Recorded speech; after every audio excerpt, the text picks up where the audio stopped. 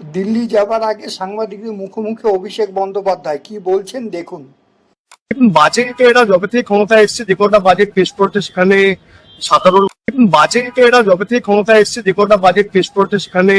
সাধারণ গরিব মানুষের জন্য, মধ্যবিত্তদের জন্য তাও তো পুরো রিলিফ কিছু দেয়। বাজেট মানে তো এটা প্রকৃতিদের বাজেট। গত 10 বছরে বড়লোক আরো বড়লোক হয়েছে, এরা আরো ধনী হয়েছে, গরিব আরো গরিব হয়েছে। বাজেট নিয়ে আমার কোনো আশা নেই এই সরকার যতদিন আছে।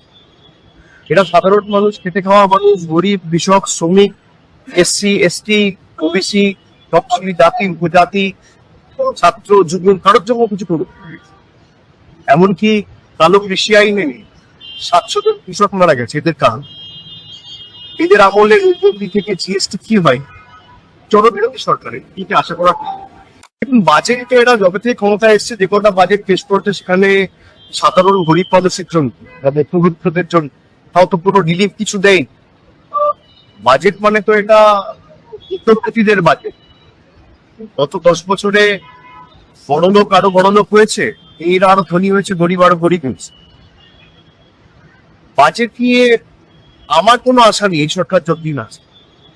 এটা সাধারণ মানুষ, খেটে খাওয়া মানুষ, গরিব, কৃষক, শ্রমিক, এসসি, এসটি, ওবিসি, তপশিলি জাতি, উপজাতি, ছাত্র, যুব, কারোর জন্য কিছু করুক।